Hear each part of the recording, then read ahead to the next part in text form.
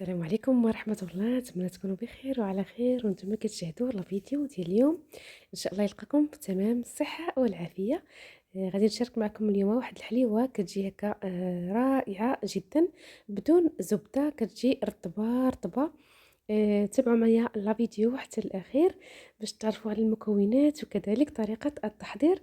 الا كنتوا جداد اول مرة كتشوفوا القناة فمرحبا والف مرحبا، اشتركوا وفعلوا الجرس باش توصلوا كل جديد ديالي. كنشارك معكم عدة وصفات ساهلين وفي المتناول، تقدروا ترجعوا للقناة. نتمنى يعجبكم الفيديوهات ديالي وما نطولش عليكم وندوزو للمكونات وطريقة التحضير. اذا على بركة الله، عندي في هذا البول هذا 3 ديال البيضات، عندي كاس ديال السكر كلاصي اولا كاس ديال السكر سنيده لكم الاختيار. غنخلطوا البيض مع داك السكر مزيان مزيان حتى كيذوب وما كيبقاش كيبان بهذا الشكل هذا. من بعد غادي نضيف كاس ديال الزيت، يعني الكاس يكون عامر، القياس بالكاس ديال العنبه الوزن ديالو 150 ملي. غنخلط كذلك الزيت، غنخلطو مزيان مزيان ما يبقاش يبان لينا في الخليط، يعني اي عنصر كنضيفوه الا وكنخلطوه.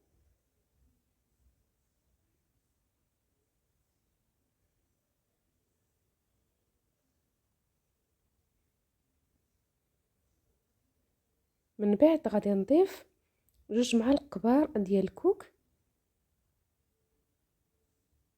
معلقه كبيره ديال المربى ديال المشماش، قبيصه ديال الملحه.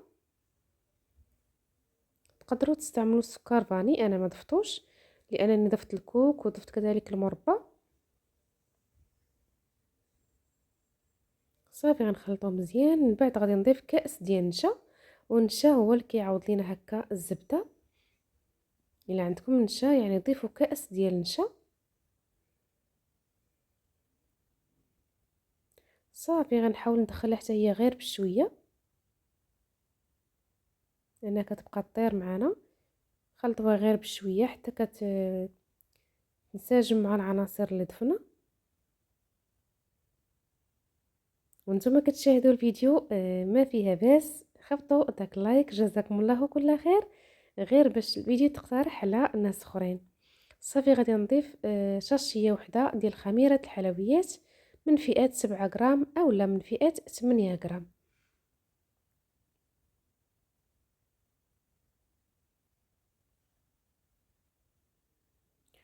صافي من هنا غادي نضيف الدقيق اللي مغربلاه من قبل.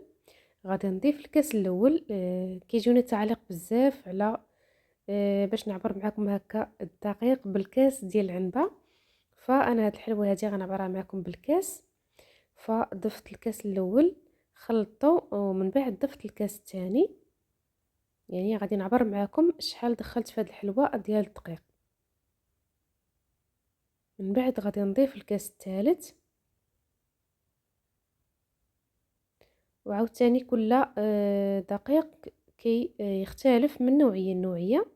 كاين الدقيق اللي كيتشرب وكاين الدقيق اللي ما كيتشربش. صافي هنا دخلت 3 ديال الكيسان. غادي نعبر الكاس الرابع، ولكن ما غاديش نضيفه كامل كيف ما كتلاحظوا، غادي نضيف غير النصف ديالو. العجينه ضروري تخليوها رطبه، ما تقصحوش العجينه باش تجيكم الحلوه رطبه وهشيشه، فخليو العجينه ديالتكم رطبه. فانا درت تقريبا 3 د الكيسان ونص، يعني داك النص وافي. خليت منه غير تقريبا 2 معالق، داك الكاس يعني خليت منه تقريبا 2 معالق. وقيسوا العجينه ديالتكم باليد اللي ناشفه اولا غسلوا يديكم عاد شوفوا العجينه ديالتكم كيفاش دايره. انا راه خليتها رطبه كتلصق بالايدي. صافي غادي نجيب الصفيحه اللي غندخل الفران، غادي ندهن يديا بالزيت وغنحاول نكور هكا كويرات تقريبا في القطر ديالهم اولا في الحجم ديالهم 23 غرام. والفران راه ساخن وناقص ليه العافيه.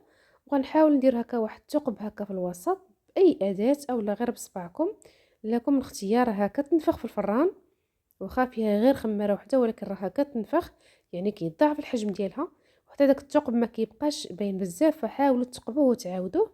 صافي هذه هي النتيجه ديال الحلوه ديالتنا. خليوها غير يذهب اللون ديالها، ما تخليوهاش طيب بزاف. هذا كذلك سر من الاسرار باش تبقى لكم الحلوه رطبه، فما تبالغوش في الطياب ديالها، يعني غير يذهب اللون ديالها، يعني راقبوا الفران. صافي هنا غادي ناخذ المربى، يكون خاص هكا بالحلوه داك الجاري. طبختو واحد شويه. صافي غادي ندير فيه الحلوه ديالتي وهو سخون، غندير ديك الحلوه وكذلك الحلوه سخونه، غير باش تشرب هكا داك المربى وتجينا الحلوه ديالتنا رطبه. غنخلي واحد شويه ديك الحلوه شويه تشرب. صافي وغندوزها في الكوك. انا هاد الحلوه هادي النص ديالها دوزته في الكوك الميدم، والنص ديالها دوزته في الكوك العادي. يعني سال ليا هاد الكوك هذا الميدم، ويعني لقيت في الحانوت غير داك الكوك اللي عادي. وانتم من الاحسن ديروا كوك هكا نوعيه زوينه. صافي غادي نحاول هكا نحيد داك الفائض ديال المربى اللي كيبقى راسخ في الحلوه، وندوزهم في الكوك. الطريقه ديال الريش الطريقه ديالتها ما كاينش فيها شي صعوبات، وكتوجد هاد الحلوه بسرعه، يعني ما فيهاش واحد الوقت اولا واحد المجهود. صافي هنا التزيين ديالها كيفاش ترى النص، يعني الكوك اللي ميدم راه كيكون باين في الشكل ديالو، والكوك اللي ما ميدمش راه باين هو داك البيض. وخديت واحد شويه ديال المربى، طبختو مزيان طبختو مزيان. راه فايت ليا شاركت معكم الطريقه في الحلوه المعلكه اللي درتها باللوز والكركاع. غير كتطبخوه مزيان فوق البوطه صافي كيولي معلك وما كيبقاش يسيح. صافي عمرت الحلوه ديالتي كامله، وهذا هو الشكل ديالها النهائي. الطريقه ملي كتطبخوا هذاك المربى يعني كيبقى ثابت على الحلوه ديالنا، ما كيبقاش يسيح. صراحه حليوه اللي تستاهل انكم تجربوها، وكتجي لذيذه. خصنا تختاروا نوعيه زوينه ديال المربى باش هاد الحلوه تجيكم في المذاق لذيذه. كنتمنى يعجبكم هذا الفيديو وتكثروا ليه اللايكات باش تقترح على ناس اخرين، وشاركوه مع العائله ديالكم على مواقع التواصل الاجتماعي باش تعمل فائده. الا بغيتوا المزيد من هذه الاقتراحات ديال الحلويات فاكتبوها في التعليق. وراه فايت ليا شاركت معكم حلويات اللي زوينين ونالوا الاعجاب ديالكم، فرجعوا القناه غادي تلقاوهم. كنشكركم بزاف بزاف بزاف على حسن المتابعه وعلى التعليق اللي كتخليو ليا الزوينه، باش نزيد نعطيكم يعني المزيد من الوصفات السهله والمبسطه. شوفوا معايا الفرق ما بين هاد الحلوه وهاد الحلوه، غير هذه في الكوك الميدم كيف ما قلت لكم، وهذيك في الكوك العادي كيكون واحد الفرق في المنظر ديالها. نتمنى تنال الاعجاب ديالكم ونستفدوا ولو غير القليل. واللي ما كيبغيش هكا الزبده في الحلوه فراني شاركت معكم عده حلويات اللي بدون زبده وكيجيو رطبين، يعني بحال فيهم الزبده. شاركت معكم حلوه ريشموند بدون زبده، كذلك واحد الحلوه الزمانيه كتجي رائعه، هذيك راه كتحمقني. فرجعوا القناه غادي تلقاوها، يعني راه يلا شاركتها معكم. ديال الكوبيل صراحه كتجي خطيره لا في المذاق ولا في الشكل ديالها. ما كنفلتش الفرصه في كل فيديو كنشارك معكم القوام ديال الحلويات اللي كنشارك معكم. الصراحه راه كتجي رطبه. غنشارك معكم كذلك القوام ديال هذه اللي بالكوك العادي، كذلك حتى هي كتجي زوينه. كنشكركم بزاف بزاف. كنضرب لكم موعد لوصفات جداد. بحول الله. دمتم في رعايه الله وحفظه، والى اللقاء.